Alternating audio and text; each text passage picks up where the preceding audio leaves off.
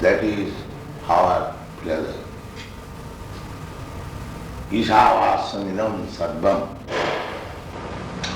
Everything belongs to God. That's it, man. Under the influence of Maya, we are thinking, and this is my fault.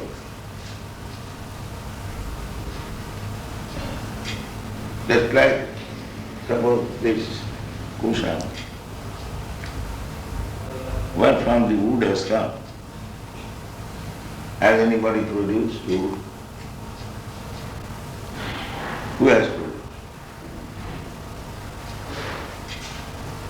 It is God's property. Is it not? You are a barrister, you can judge better. That was the argument he used. No, it wasn't quite like that. Originally everything belongs to God. So why you are claiming it is mine? One must know the property is ours. That is the real knowledge. Now, whatever Father has given me, I will use it. Why shall I encroach upon my other brother, which he has got from his father? This is good sense. Why shall I fight with my other brother? My father has given him this property to him, so let him use that. And whatever he has given me, let me use it. Why shall I encroach upon his property? I can understand. I'm sorry. I can understand when you say don't encroach on other people's property. And I think if I understand you correctly, what you're saying is that if you have something, your father has given you something, and someone else wants to use it, well, let him. I can understand that, but don't you get to the stage, or can't you get to the stage at times, that for some reason or other, you don't want him to use it? We are believing that everything belongs to God. If someone else does not believe in that concept and tries to use what we're That using... is wrong. That I say. That is a wrong concept. Well, how do you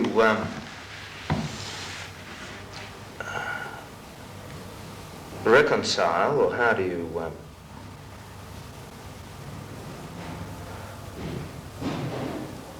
work out a situation? If everything belongs to God, we have to run society. But you don't forget that everything belongs to God. Because you have to run society, it does not mean that you forget the real thing. Look, so I really don't object to that idea at all. But the thing is that the system we're working within has got different concepts. You should be rectified. We should be sorry? Rectified. Rectify. The system should be rectified. First thing is that everyone should be convinced or understand clearly that everything belongs to God. But they have no conception of God. That is the whole human society at the present moment. Majority, they are godless, especially the communists. They don't acknowledge the scientists, the philosophers, the scholars, all godless. But you can't say that scientists are working in a way that is opposite to God's will. Oh yes, I have met many scientists. They say that we shall solve everything by scientific advancement. We have done already. They say that. But just because they That's are... like there is a big theory, chemical theory, one big scientist, big or small, whatever he may be. He has got a Nobel Prize. It's medium-sized. It's medium-sized. Yeah. He is making the theory, the life has come from chemical, by chemical community. chemical evolution. Darwin's theory is also that. This is the big scientists. They are so full that life has come from matter. Where is the proof? It's not a He very was good... lecturing in California University, and there was one student, his mind is sharp. He challenged him that he to get the chemicals, whether you can manufacture life. That answer was, that I cannot say. Why? You are putting this theory that life has come from chemical. So science means observation and experiment. Now, experimentally prove, get the chemicals and produce a life. They're trying. That is not foolishness. When you are trying to be a lawyer or barrister, that does not mean you are barrister. When you are a student of law, you cannot say that I am barrister or advocate. You cannot say. You are trying to be, that is another. Well, that's what they're trying. But while they are trying to be, they are taking the position of leader. That is the misleading. That is described in the Srimad Bhagavatam. Andhadatham dhairupuniyama. One blind man is trying to lead many other blind men. What is the use of such leading? But can't you have people doing good for the sake of goodness? He does not know what is good. But there are certain things. That's why I say blind. There are certain He does things not which know intrinsically what are is good. Real goodness is to understand God. That is real good. But there are certain things that you don't, that are good, that you can accept as being good, just by themselves. You see an old lady who gets run over by a car. You go and help her. Now, there are certain things that are good by themselves, I think, and that people will react and do the good thing, even though they mightn't have any concept of God. No. Unless you have got the real platform, how you can do good? Just like our Madhudari Maharaj was obliged to you, they have done some good legal affair. But unless you are a lawyer, legal man, how can you do it? You have a mind to do good. But if you are not a lawyer, how could you do? But there would be a lot of lawyers that do good That is another without thing. God. I am talking of yourself. If one does not know what is good, then how will do good? The first business is that he must know what is good. Then he can do something good. Otherwise, what is the use of jumping like monkey? So therefore, anyone who is posing himself as leader to do good to the society, he must know first of all what is good. But you should see whether you are successful. And what is the standard of success? The standard of success is whether you have pleased God. You read this? What is it? Atah pungbi dijasreshta. Atah Pungbi.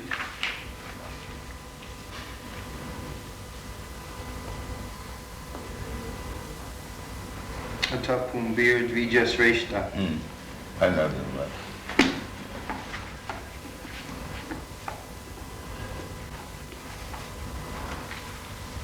Atah pumbir dvijasreshta. Varnashram vigbhagjaha. Svanus isyasya dharmasya. Samsiddhi haritosvanam. O best among the twice born, it is therefore concluded that the highest perfection one can achieve by discharging his prescribed duties, dharma, according to caste divisions and order of life, is to please the Lord. Hari. That is it. That should be it. So, whether by my profession, by my business, by my talent, by my capacity, there are different categories. Whether I have pleased God, then it is success. India is still, if one has very good garden and flowers, if somebody goes, sir, I want to take some flowers from your garden for worshipping God. Yes, you can take. They will be very glad.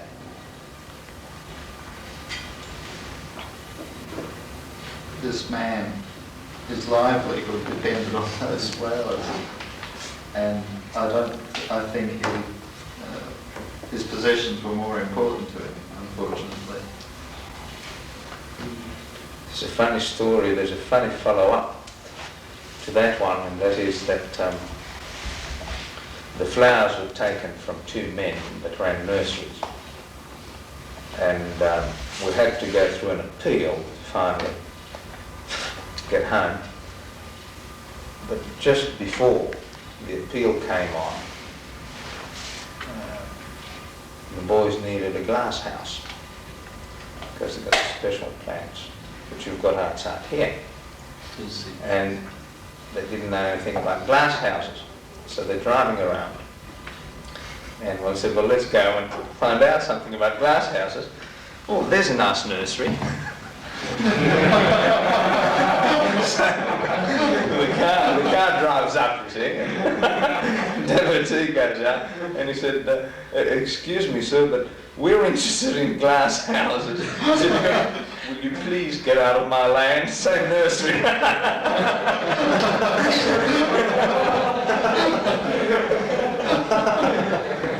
Out of 200 nurseries around the area, he picked that particular one. Jashasti bhakti bhagavati akinchana sarvai gunai tattva samasati sura harava bhaktasya kuto mahadguna manorathena asato dhavatu vahi.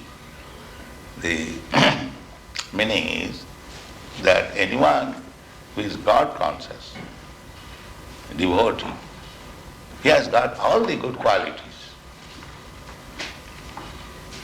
What we consider as good qualities, he has got.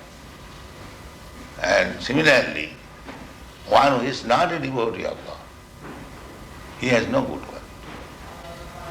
Because he will hover on the mental platform.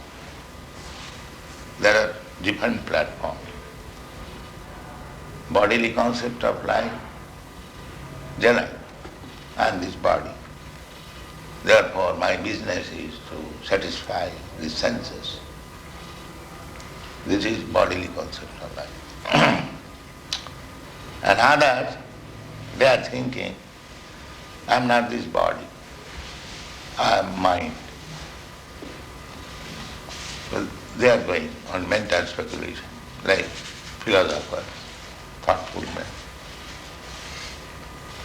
And above that, there is intelligent class of men practicing some yoga, and spiritual platform is above that. First bodily concept, gross, then mental, then intellectual, then spiritual. So this Krishna consciousness movement is on the spiritual platform, above body, mind and intelligence. But actually we should come to that platform because we are spirit soul. We are neither this body, nor this mind, nor this intelligence. So, one who is on the platform of spiritual consciousness, they have got everything. Intelligence, proper use of mind, proper use of the body. Everything is there. He must be at the same time, although he is hero, he must be generous. Just like Alexander the Great, perhaps you know the story, he arrested one thief. So when he was arrested and he was being judged by Alexander, the thief pleaded that what is the difference between you and me? You are a great thief, I am a small thief. So Alexander understood it and got him released. Yes.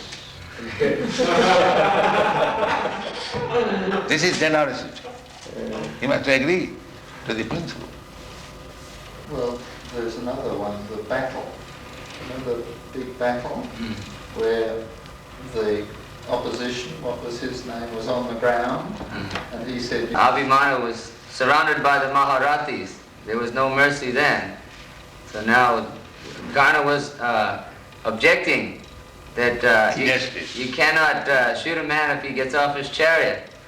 And Krishna said there was no mercy with Abhimanyu, so therefore there will be no mercy now. Tit for tat. But where was the generosity then? Now what that is happening? Tit for tat. Was that generosity? Huh? Was that, where was No. the generosity? That, Just times, Wally, surely. There's times for these. that is war tactics. Yeah. That is war tactics. He's going to bring some prasadam for you. Give some prasadam for them. Yeah. Yeah. We invited everyone over to one Ukasrava's house one night. We had a big party, and Wally came and Raymond came, and they became very much addicted to prasadam.